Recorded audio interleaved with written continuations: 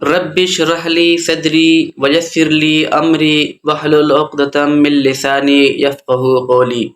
السلام علیکم ویورز، میں اقبال جعفر ایک مرتبہ پھر آپ سب کو اپنے چینل میں خوش آمدید کہتا ہوں۔ امید ہے آپ خیریت سے ہوں گے۔ آج ناظرین میں آپ کے لیے ایک مرتبہ پھر ایک اور منفرد نوعیت کا پروگرام لے کر آیا ہوں۔ میری کوشش ہوتی ہے جو معمول کے عنوانات ہیں ان سے کچھ ہٹ کے پروگرام آپ کے لیے لاؤں۔ آج کا پروگرام کیا ہے، یقیناً آپ کو بھی انتظار ہوگا۔ پروگرام شروع کرنے سے پہلے اگر آپ نے چینل سبسکرائب نہیں کیا ہے تو چینل کو ضرور سبسکرائب کر لیں۔ اگر پروگرام اچھا لگتا ہے تو اپنا فیڈ بیک ضرور دیں۔ نیز پروگرام کے حوالے سے اگر کوئی سوال پوچھنا ہے تو کمنٹ باکس میں ضرور اپنا سوال ڈراپ کر دیں۔ جب بھی مجھے فرصت ملتی ہے میں آپ کے سوال کا جواب دینے کی پوری کوشش کروں گا۔ چلتے ہیں پروگرام کی طرف۔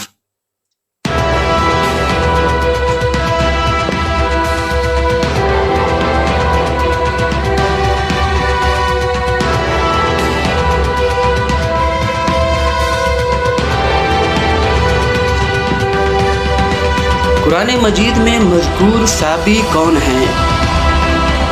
ان صحابیوں کے بارے میں اگرچہ تاریخی و دیگر روایات کم اور غیر واضح ہیں، اس لیے صحابیوں کے بارے میں متعدد طبقات الگ الگ رائے کے ساتھ پائے جاتے ہیں۔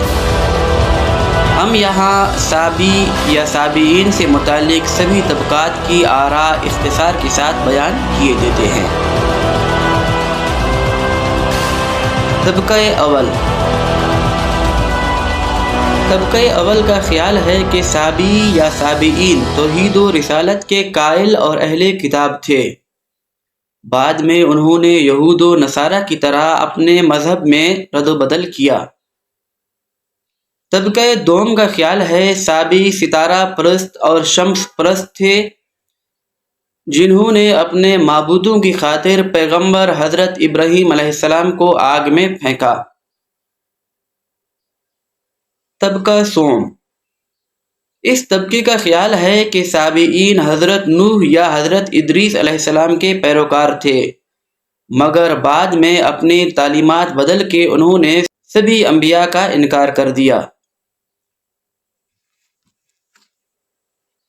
طبقہ چہارم، عراق میں اب بھی ایک گروہ موجود ہے جو صحابی کہلاتا ہے۔ یہ حضرت یحییٰ علیہ السلام کو مانتے ہیں اور عراق میں انہیں یحییٰ کا امتی مانا جاتا ہے۔ طبقہ پنجم، اس طبقے کے مطابق عرب میں دین سے روح گردانی کرنے والے یا دین بدلنے والے کو صحابی کہا جاتا تھا۔ ان کے مطابق یہی وجہ ہے کہ مشرکین مکہ مسلمان ہونے والے کو صحابی کہا کرتے تھے، یعنی بتوں کی پرستش کے مخالفین ان کے نزدیک صحابی تھے۔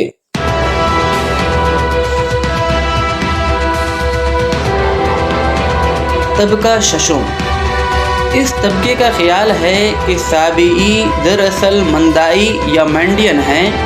یہ لوگ حضرت یحییٰ اور حضرت عیسیٰ علیہ السلام سے تعلق جوڑنے والے دو گروہوں یعنی مندائی اور نصارہ میں سے ایک ہیں۔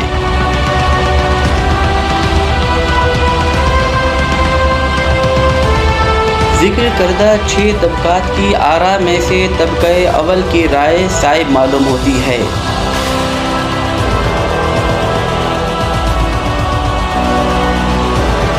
ان کے نزدیک قرآن مجید میں صحابی نامی جس گروہ کا ذکر کیا گیا ہے اس کے 2 اشارے سورہ بقرہ اور سورہ مائدہ میں ملتے ہیں، جبکہ سورہ حج کی آیت نمبر 17 میں اس کی پوری وضاحت موجود ہے۔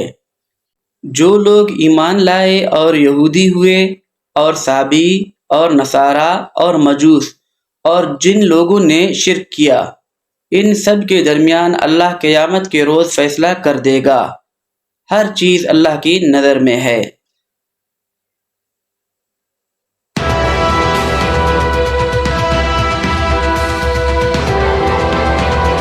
طبقہ دوم اور طبقہ پنجم کی آراء ملتی جلتی ہیں، لیکن ان میں زبانیں کا فرق ضرور پایا جاتا ہے۔ دونوں کی رائے کا اگر جائزہ لیا جائے تو اس سے معلوم ہوتا ہے کہ بت پرستی کے مخالفین ان کے نزدیک بطور تحقیر साबी कहलाते थे।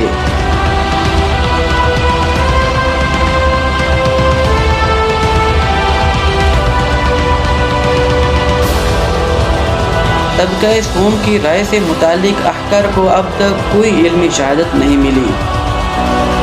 जहाँ तक तबका चहारुम का ताल्लुक़ है, ईरान जो कुर्दिस्तान का इलाका है वहाँ से ताल्लुक़ रखने वाले साबी दरअसल बातनी फ़िरका से ताल्लुक़ रखते हैं। ईरान के नाम से 3 इलाके मशहूर हैं, एक के दमिश्क के करीब पाया जाता है, एक तुर्की में, जबकि एक इराक के इलाके अरबिल के करीब है।